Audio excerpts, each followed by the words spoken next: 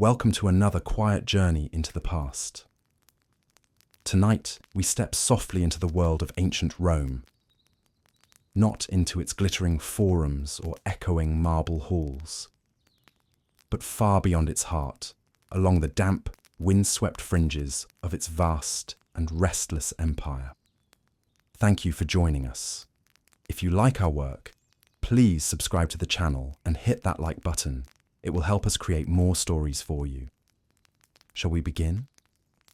Here, on the frontier, life beat to a slower, harsher rhythm. One shaped not by Senate debates or chariot races, but by the thud of boots on muddy paths, the rasp of shovels against cold earth, and the low, ever-present tension of distant threats just beyond the tree line. As you settle in and allow your thoughts to drift, imagine yourself not as a Caesar nor a senator, but as an ordinary man in a heavy tunic, carrying 40 pounds of gear, waking before dawn to build yet another wall in unfamiliar soil. Carefully and quietly, we'll walk through the life of a Roman legionary on the frontier. Then we'll find ourselves in the shadowy depths of the Teutoburg Forest, where Rome's might was swallowed by trees and silence. We'll examine the fragments left behind on Britain's edge at Hadrian's wall, letters, boots, and shrines in the cold mist. And finally, we'll step inside a Roman governor's villa with its heated floors and soft mosaics, and listen to the gentle hum of a very different Roman life. So breathe deep. Let the clamour of the day fall away, and come with me now to the quiet edges of empire. Close your eyes. You wake before the sun. Again, the inside of the tent is dark, still, close. The canvas droops slightly from condensation. It smells of mildew, old leather, and too many bodies pressed together in too little space. You hear a cough, the shifting of someone's armour, then silence again. You forget where you are. Was it Dacia, Pannonia, somewhere north, where the trees crowd close and the sky always seems to weep? You roll onto your side slowly. Your body protests, knees stiff, back aching, a dull soreness in your neck from sleeping with your gear bundled beneath your head. You don't even think about comfort anymore. You haven't for years. The air is cold, not sharp, not biting, just present. It seeps into your bones and stays there. You reach for your tunic, bunching it up to your chest. It's coarse and rough. It has never been soft. The wool itches, but it's better than nothing. You shift it over your head, wincing as the fabric scrapes past a healing blister on your shoulder. All around you, others stir. 8 men to a tent, always 8. You know their smells, their voices, their snores. You've seen some of them vomit blood. You've seen others pray to unfamiliar gods in the dark, whispering in Gaulish or Illyrian or Greek. You've shared bread, stories, lice. There's no talking this morning. There rarely is. Someone fumbles with their caligae, those open, heavy boots of hobnailed leather.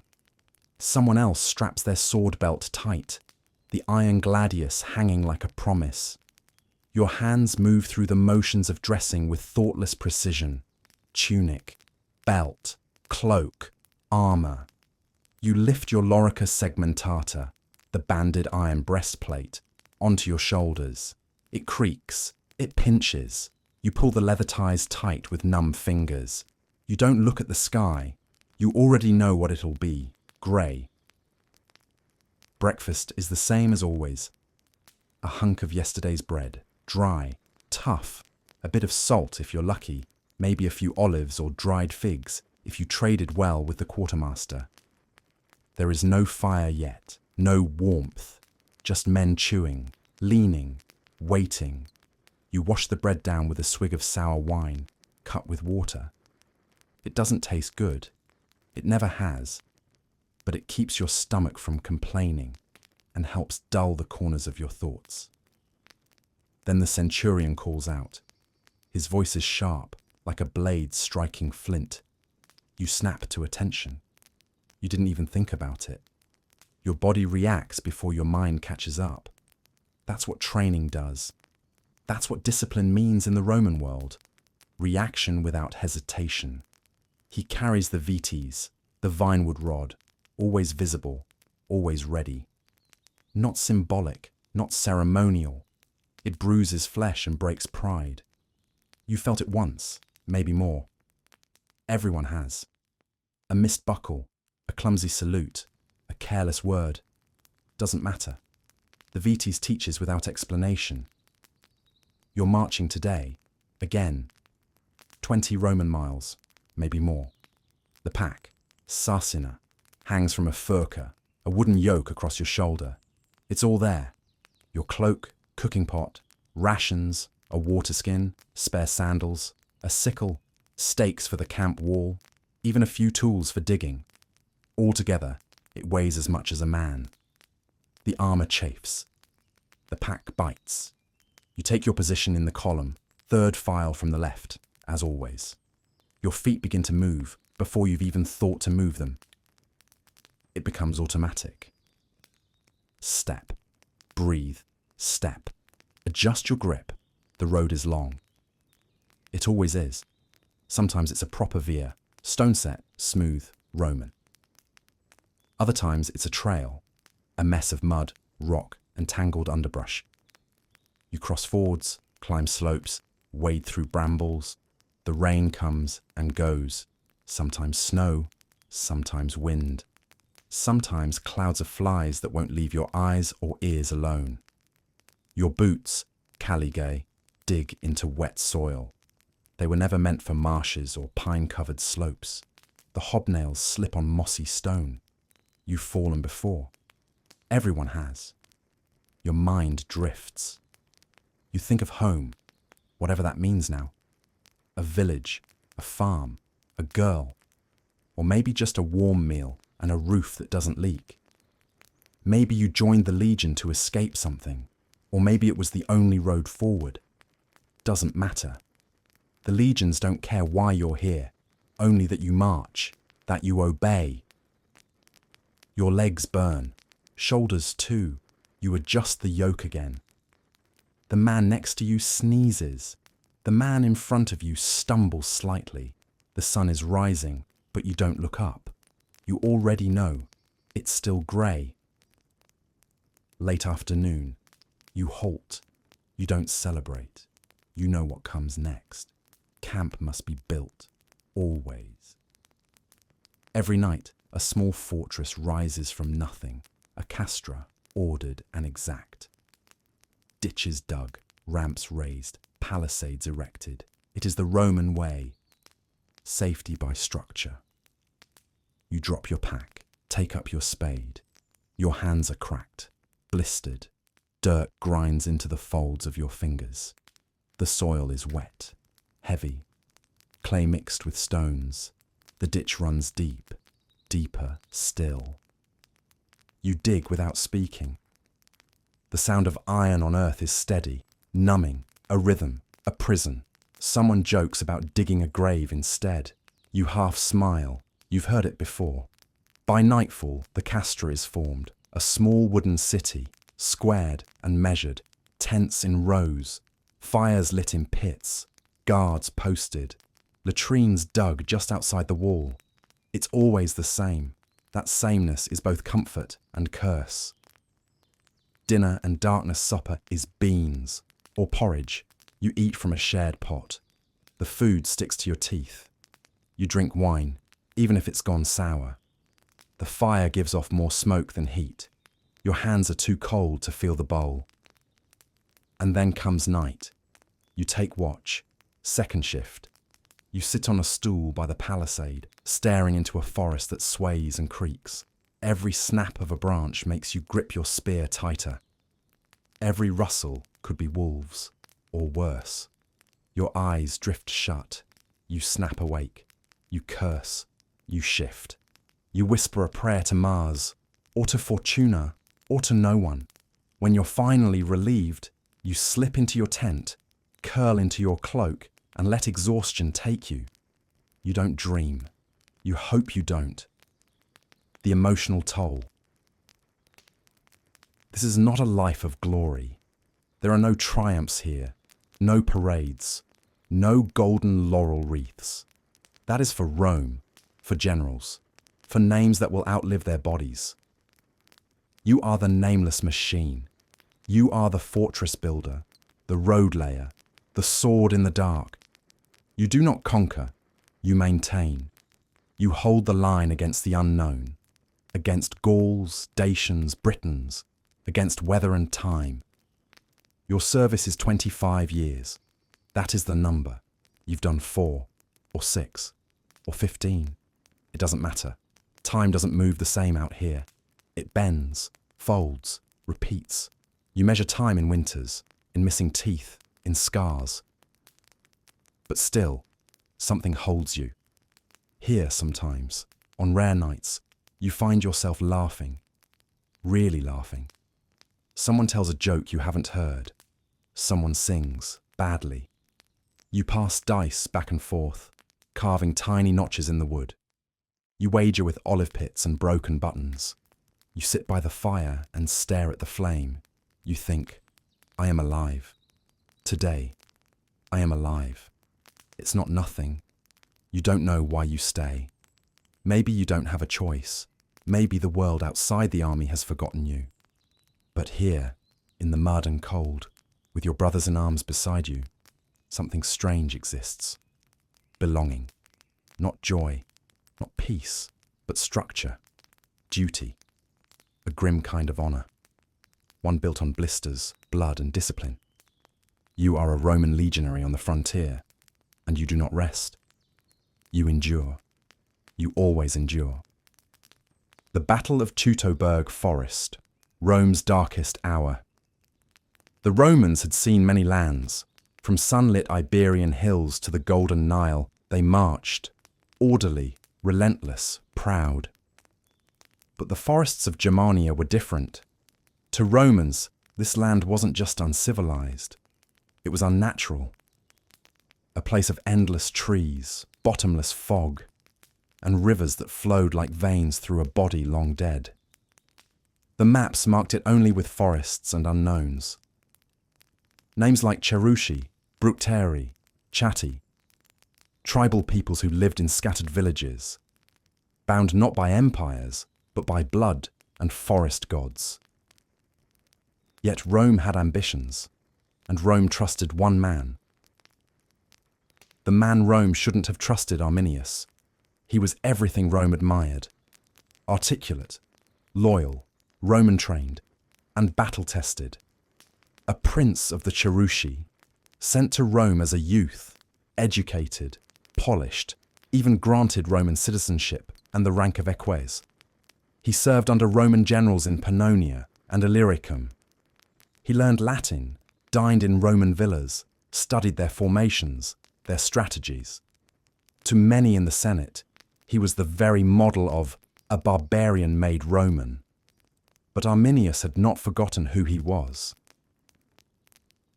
Beneath the Roman cloak was a son of the forest, a man who had seen his homeland taxed, its villages broken, its leaders shamed. He smiled in Rome's company, but he was biding time, watching, learning, planning. And Varus, the Roman governor, never suspected a thing. The march begins. It was late summer of the year 9 AD. The air in Germania was thick with moisture and tension. 3 legions, 17, 18, and 19, marched east with Governor Varus. They were accompanied by several thousand auxiliaries, cavalry units, camp followers, and supply wagons. In total, over 20,000 people moved in a long, winding column. A vulnerable snake through the dark woods. You are among them, a legionary. You've been stationed in Germania for months now. The nights are long and filled with howls. The mornings begin with icy dew and end with aching feet. But you trust the system. You trust the eagle. You trust the rhythm of Rome. What you don't trust is the silence. The forest is wrong. Each step deeper into the Teutoburg Forest pulls you into something older than history. These woods feel. You hear them breathe. There is a constant dripping. Rain, dew, sap. No one knows. Trees rise around you like columns in a cathedral, but far more twisted. The canopy above swallows the sky, turning day into an eternal dripping dusk. You wipe water from your face, again and again. Your armor, once polished bronze, is now streaked with rust. You hear men cursing. The wagons bog down in mud. A mule refuses to move. Your centurion yells, but even his voice sounds dampened by the trees. And then comes word from the front. The guide has disappeared. Arminius is gone. Vanished. The ambush is not a battle. It's a ritual. It doesn't come like a clash. It comes like a disease. First, an arrow. Then two. Then a roar from every direction. Spears whistle through the branches. Horses scream. You turn. There's no formation. The column is too stretched out. The road too narrow. No way to form a shield wall. No time. You raise your scutum. But from where? The attackers are shadows. Fast, unarmoured, barefoot in the mud. Some wear bear pelts, others blue paint. They shriek in a tongue that sounds like stone splitting. You see one man, tall, hair wild, eyes ringed in charcoal, drive a curved blade into a Roman officer's gut and leave it there. You see another kill, then vanish behind a tree without a sound. You don't even know how many are attacking, only that they never stop. Who were the Germanic tribes? They were not one people. The Cherushi, led by Arminius, the Bructeri, the Marsi, the Chatti. Dozens of tribes, normally fractious, now united under one vision. Rome must bleed. To them, this wasn't just a war. It was revenge, a reclaiming, a spiritual cleansing of foreign boots from sacred soil. The Romans mocked their rituals, tree worship, sacred groves, seers and animal bones. But the forest listened to them. It favoured them. And Rome, with all its roads and reason, had no answer for a forest at war. By the second day, the legions were broken into fragments. Men wandered alone or in small bands. Some threw down their armour, thinking they'd run faster. Most died in the mud. The wounded were left behind. Their screams became the forest's soundtrack. You find yourself with 6 others. One is your friend Titus, who hasn't spoken since the ambush. He just stares. Another is a standard bearer, clutching a pole with no flag, torn off in the chaos. You haven't eaten in 2 days. There's no campfire. The smoke gives you away. Every sound makes your heart skip. A snapped twig, a rustle in the fern, a cough from a dying mule somewhere nearby. You don't sleep. Not really. You just lie still and wait for morning. But morning never comes in this place. Only more fog, more footsteps, more death. The end, the hill of final resistance. The survivors gather on a low hill. It's the only defensible position. A place now called Calcrease. You dig shallow trenches, stack up shields. A few cavalry try to rally a defence. Some still call out orders in Latin, but no one listens. The Germanic warriors surround you in a ring. They do not charge. They wait. Let hunger gnaw at you. Let fear rot your resolve. Let the knowledge settle in. No reinforcements are coming. When they attack, it is with the calm of wolves. They do not need numbers, only time. You raise your gladius. It feels heavy. You swing once, twice, and then nothing. Aftermath. Rome cannot forget.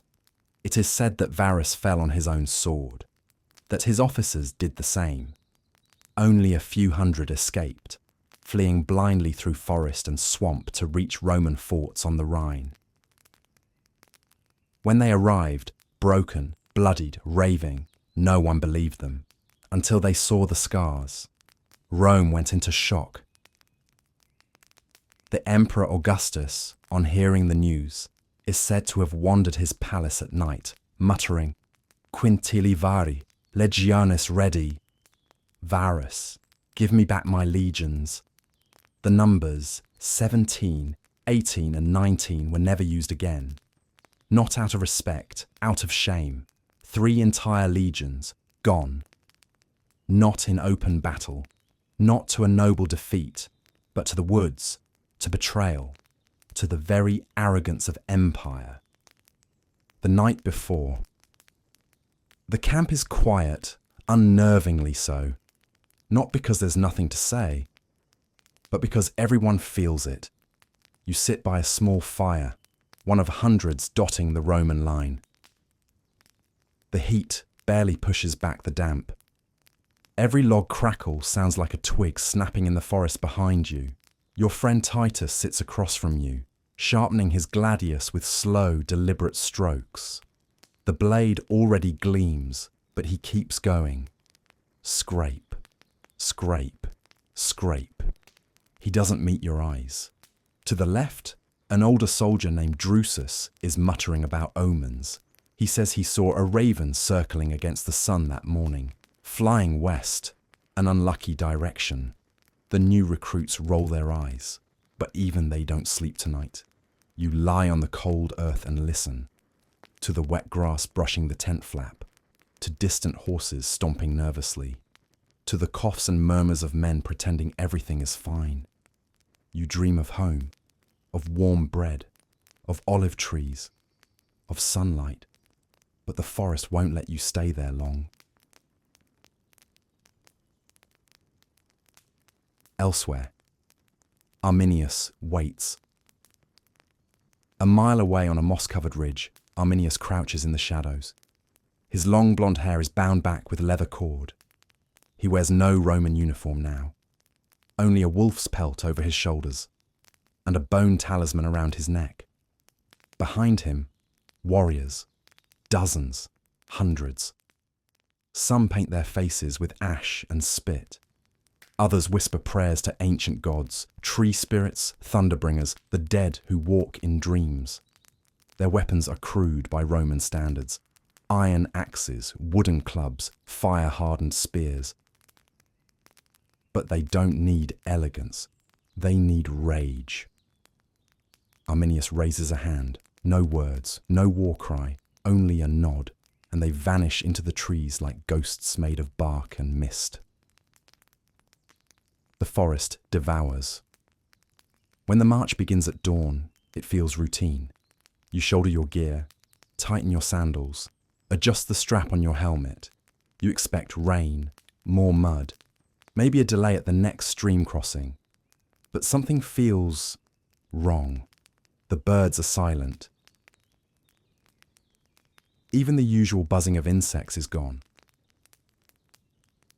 You march for hours in near darkness, even though the sun is supposedly up.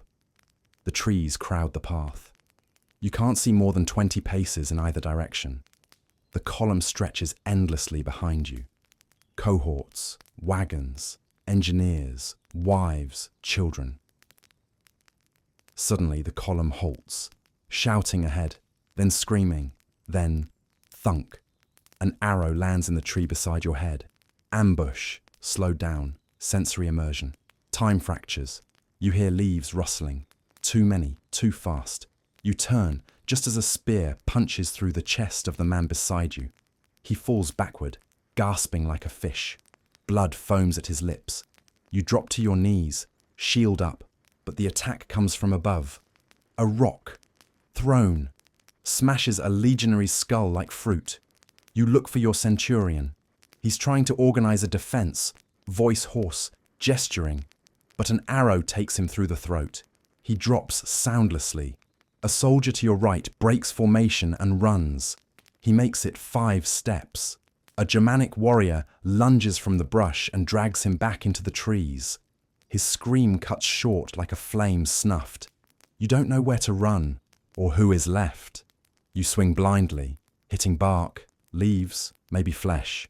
You smell blood, wet leather, pine sap, burning wood. Someone's screaming, "Fall back!" Someone else is already praying. You don't even know where back is anymore. Meanwhile, a Germanic warrior's perspective. His name is Tharn, son of no one important. He grips a short spear wrapped in wolf gut. This is his first real fight.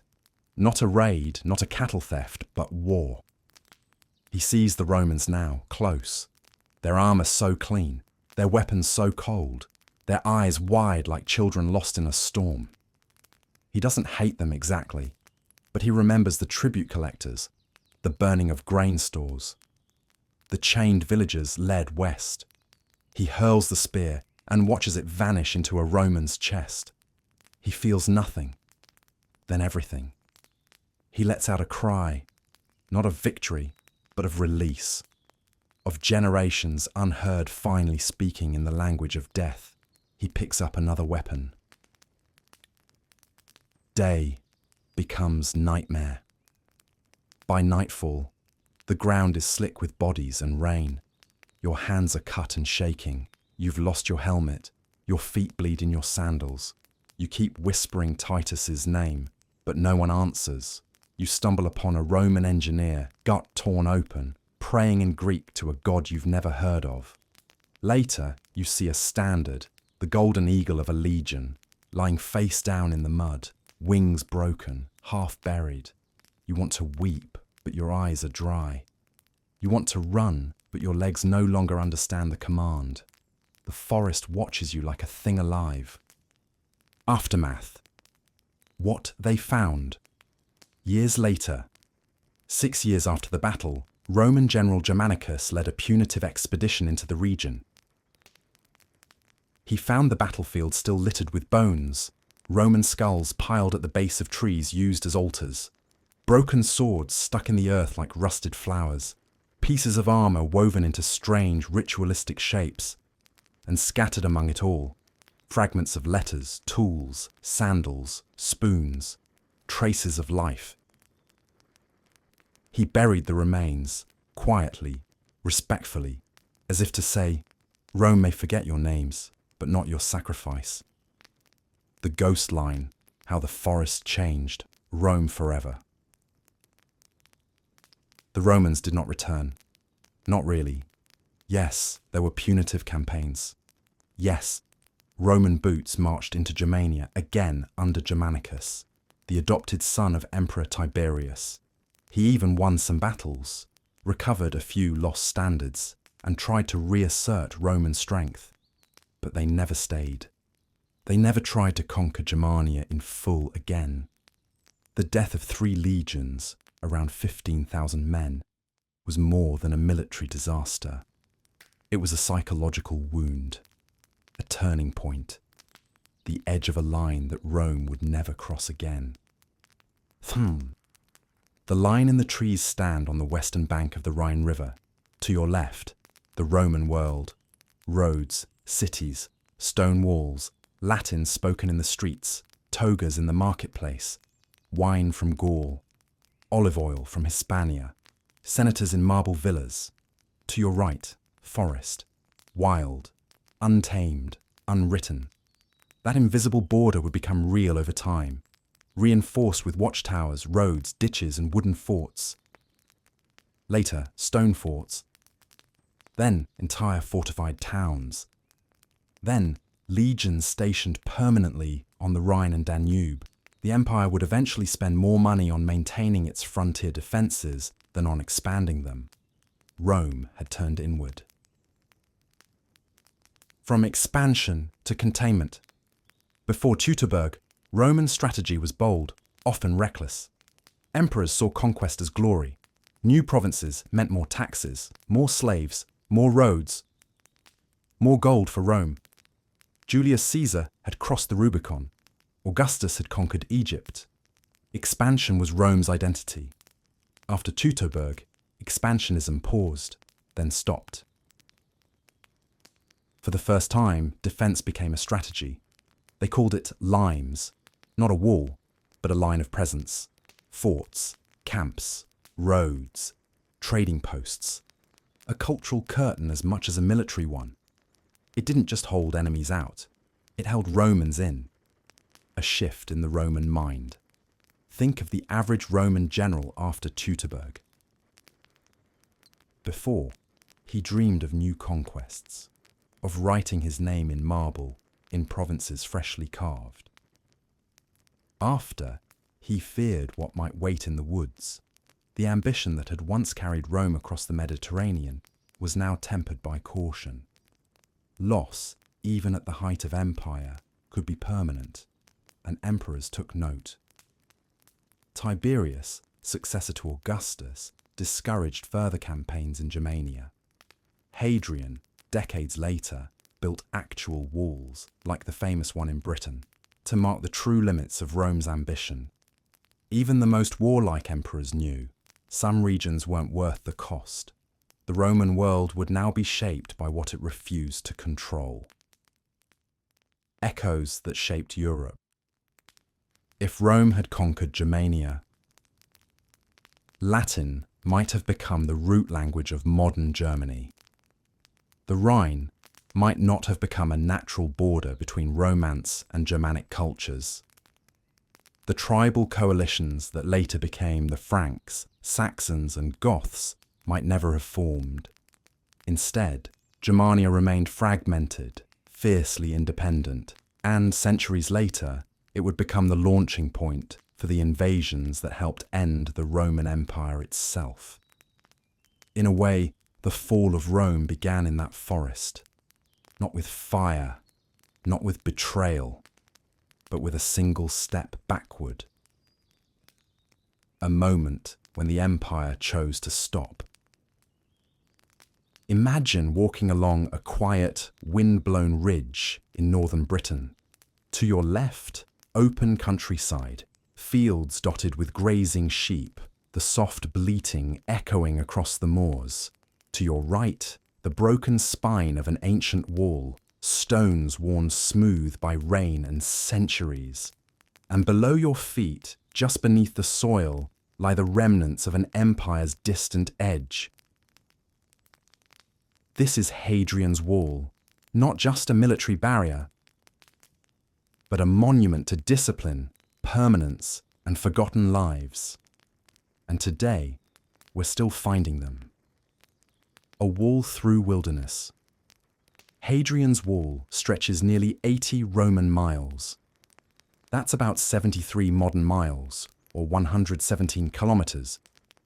From coast to coast, across what is now northern England. It was built around 122 CE, during the reign of Emperor Hadrian, and marked the northernmost limit of the Roman Empire in Britain.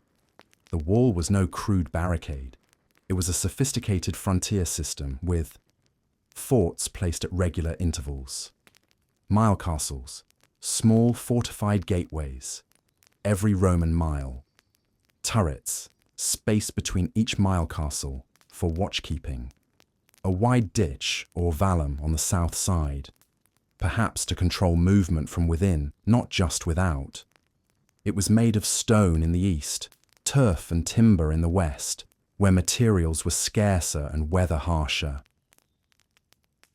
It wasn't just about keeping people out. It was about control, observation, and projection of power. But who lived here? Let's take a moment to step into one of the frontier forts. Perhaps Vindolanda, one of the best preserved and most studied. It's early morning. Fog clings low to the hills. A bugle sounds. Legionaries rise from their straw-stuffed mattresses, rubbing sore shoulders and slipping into woolen tunics. The air is damp, the hearths smoke thin and acrid. Outside, centurions bark orders, and boots scuff the gravel as the soldiers form up. Many of the men who manned Hadrian's wall weren't Roman in the sense we often imagine. Not all from Rome or even Italy. In fact, many soldiers came from the far corners of the empire. Inscriptions, military records, and burial stones reveal Syrians from the scorching east, adjusting to the rain-slick stones of northern Britannia. Batavians from what is now the Netherlands, expert swimmers and fierce fighters. Thracians, Spaniards, and Gauls, far from home, their names barely pronounceable to the locals. And Britons themselves, conscripted, bribed, or promised Roman citizenship after long service. The wall, in essence, was not just a boundary, but a blend, a mingling of accents, gods, and ways of life, all pressed together by discipline, routine, and the looming silence of the moors. Imagine the conversations in a fort mess hall. Latin spoken with thick Eastern vowels. Banter about homeland foods. A shared loaf of barley bread and a communal pot of stew, spiced slightly differently, depending on who was on kitchen duty that week. They called each other brother, frater, but only within the strict confines of the uniform. And beyond those walls, life was different still. Women, children, and the unofficial world. Though Roman military law technically forbade soldiers from marrying while in active service, archaeology tells us a different, more nuanced story. Outside the fort walls grew civilian settlements called vici, bustling little towns filled with life, labour, and longing.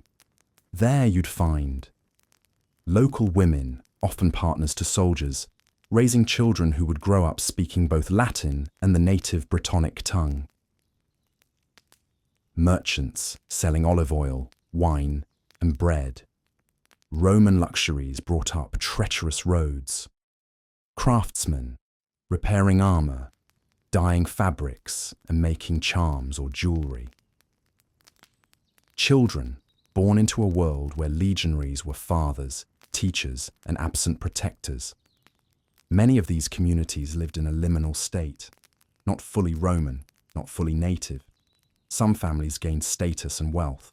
Others were forever tethered to the uncertain life of camp followers, dependent on imperial pay packets and the goodwill of commanders. Recent excavations have uncovered toys, baby shoes, and even hairpins and cosmetic palettes, suggesting women were not rare visitors to the frontier. They lived there. They endured the winters. They mourned the dead. They cooked the lentils and oiled the door hinges, and quietly, unknowingly, became part of Roman Britain's DNA. Inside a Roman governor's villa, heated pools, murals of myths, and the bureaucratic grind of keeping a province. Loyal step back into that sun-warmed corridor, where the light shifts across painted walls and the hush of the distant countryside barely disturbs the rhythm of officialdom. The Roman governor's villa is not merely a residence, it is the beating heart of provincial Rome. It is empire distilled into architecture, into space, into scent and sound. Every stone has been chosen not just for durability, but for symbolism. Every mural on the wall tells a story Rome wants the provinces to learn. Let's walk deeper into this world. Architecture as empire, building obedience in marble and shadow. The villa is not built to blend in. It is designed to stand out, to remind. Its columns echo those of Rome. Its layout mirrors that of a senatorial mansion. Even in remote Britannia or rocky Illyria, the message is clear. Rome is here, and it brought civilization. Everything is deliberate. The symmetry of the villa reflects Rome's love of order. The open courtyard atrium welcomes the sky but controls how you see it, just as Roman law welcomes the local elite but frames what they can do. The water flowing through the fountains mimics the aqueduct, itself a miracle of engineering and a symbol of benevolent control. And even underground, beneath your feet, the hippocaust whispers power, an invisible force that keeps you warm, shaped by Roman hands and fire. The governor's mind, power in isolation. Inside the study, lit with sunlight diffused through fine linen, sits the governor. His stylus scratches across wax tablets, the only sound in the quiet of empire. He reads reports in 3 languages, writes replies in 2, and signs his name dozens of times before breakfast. And yet, for all the power in his hands, there is a creeping sense of distance.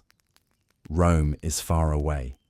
A year, sometimes more, might pass between decisions and replies. A revolt could flare up and be crushed before Rome even hears of it. And so the governor must think like a Roman, but act like a local. He must judge fairly but keep Rome's interests first. He must appear generous but remain feared. He is surrounded by walls of luxury but sleeps lightly. Culture as weapon and gift.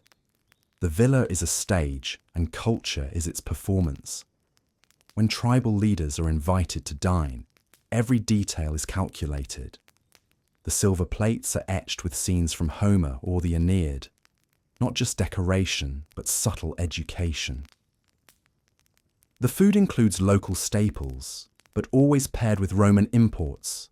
Fish sauce from Hispania, olives from Africa, wine from Campania. Even the musicians are chosen for contrast. A flutist from the East, perhaps, playing a melody foreign to local ears. The goal is not to erase native identity, but to reframe it. The guests leave impressed. They tell others. The story spreads. Rome is powerful, yes, but Rome is also beautiful. Rome knows your name. Rome shares its fire. This is assimilation through awe. The endless scroll, Rome's red tape in the provinces. The governor's day never truly ends. Even as the evening calm settles over the villa and the cicadas begin their soft chorus, the inbox of the empire continues to fill. A shipment of bricks has gone missing on the road to a new bathhouse. A disgruntled priest claims temple funds were miscounted.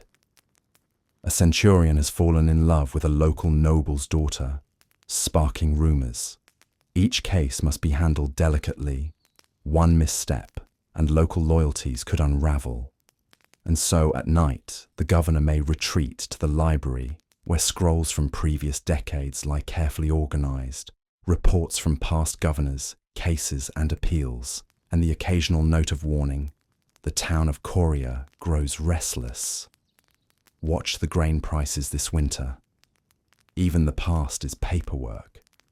Between luxury and unease, later, in the calm of the peristyle garden, as oil lamps flicker and shadows stretch across marble paths, the governor might pause to reflect. He may walk alone past the statue of Augustus, whose stone gaze seems always to judge. He may sit beside the fish pond and watch the koi circle, fed from imported feed, raised in Roman-designed tanks. For all the elegance around him, there's a question that never quite sleeps. Will they remember me when I'm gone? Was I just another agent of the machine? Or did I build something here? Because deep in every Roman governor's mind is the unspoken truth. The roads he paves will crack. The temples may collapse. The local language will return. And all these walls, smooth and precise, may one day be ruins that someone else will try to interpret. He pours one last cup of wine, listens to the faint hush of the wind, and retires to a room built of ambition and anxiety.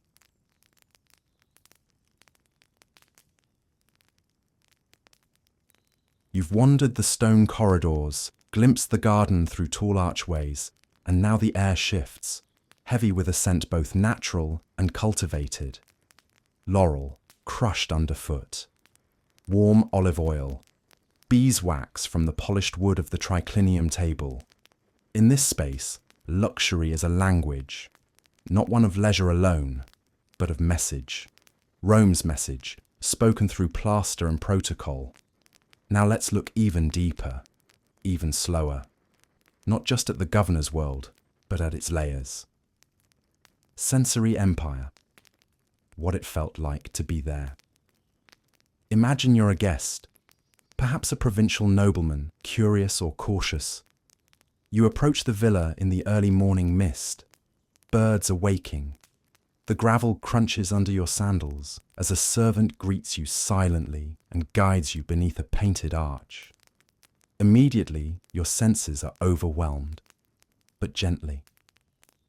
Light filters through gauzy curtains, catching on motes of dust in the still air. Water murmurs from a lion-headed fountain, placed not just for beauty, but for its calming, almost hypnotic sound. Incense coils lazily from a bronze holder, its scent unfamiliar, but somehow inviting. Perhaps frankincense brought from Arabia. You are handed a goblet of wine, not too sweet, and cut with chilled water from underground cisterns. It is deliberately different from your homeland's brew. The message is clear without being said. This is Rome. This is better. The invisible machinery lives behind the curtains. But beyond the tranquility of the atrium and the hush of polite conversation, a quieter drama unfolds in the kitchens, corridors, and service courtyards. The villa runs on labour, much of it enslaved or indentured, and their world is very different. In the pre-dawn hours, the kitchen is already warm, not just from the fires, but from the press of bodies, the clatter of amphorae, the low murmurs in Punic, Greek, Gaulish.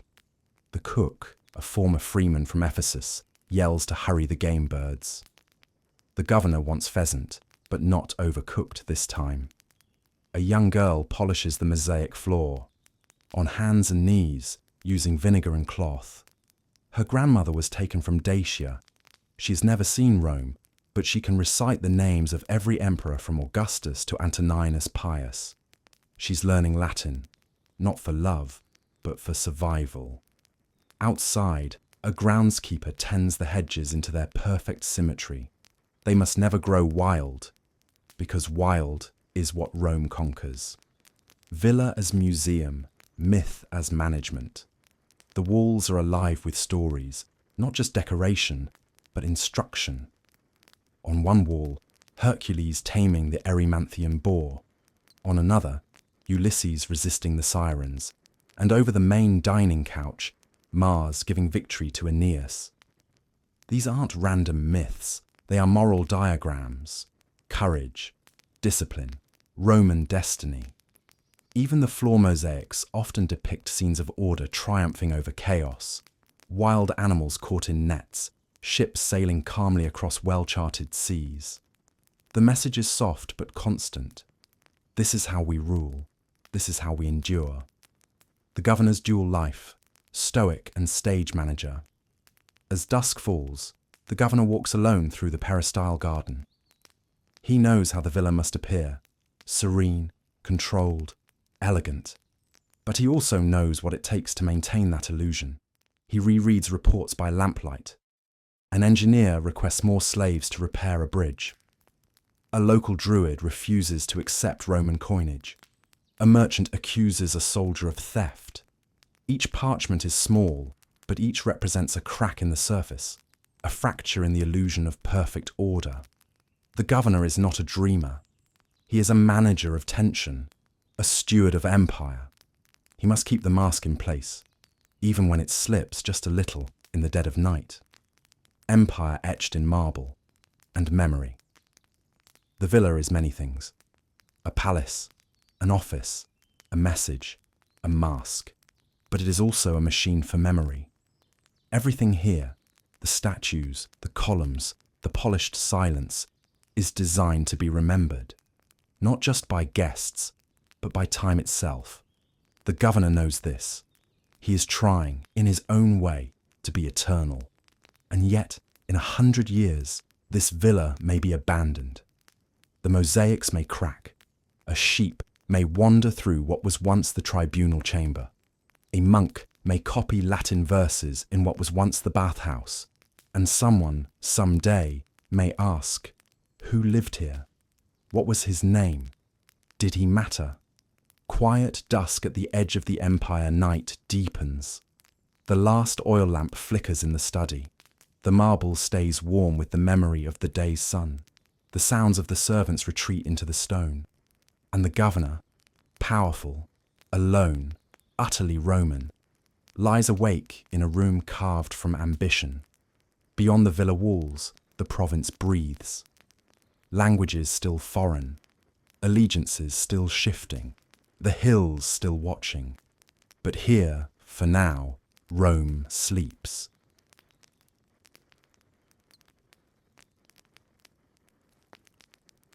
And now, as we leave behind the last shadowed corridor of the villa, let the hush settle in. Perhaps you're still with us, or perhaps part of you has already begun to drift, your thoughts tangled softly between cobbled roads and weathered stones, the flicker of torches, the smell of damp wool and crushed time. That's perfectly fine. That's what this is for. Because history, at this distance, isn't loud anymore. It's slow, software, sometimes barely audible, like wind moving through dry reeds along the Rhine, or the creak of a leather strap on a Roman pack saddle. It's not the clash of empire we remember in these quiet hours, but the rhythms of daily life, of effort, of endurance. You've walked in sandals that never quite dried. You've ducked under pine boughs in the dark forest where ambush loomed. You've stood beside archaeologists brushing the past from ancient boots. And you've lingered among frescoes that whispered myths into candlelight. But here's the quiet truth, one the Romans themselves sometimes feared to speak aloud. Empires don't last, even the ones carved in marble. The forts decay, the walls crumble. The soldier's spear rusts into earth. The governor's scrolls vanish into worm-eaten silence. What remains are impressions, shadows, hints, a ditch here, a stylus there, a name half scratched into lead. But that's part of the beauty too, because even fading things can soothe us, the way a worn mosaic still glimmers when touched by moonlight, or how the ghost of an aqueduct still sketches its arc across the hills. So if you're still listening, still awake, let your breath settle with the rhythm of the ancient. Let the empire fall away. Let the boots stop marching. Let the wind through the fir trees be your lullaby. You're safe now, not in a wet tent or on frozen stone, but here, warm, still, surrounded by comfort. A world away from that cold frontier. The fire's burned low. The oil lamp is nearly out. Sleep well, and let the past keep watch for a little while longer.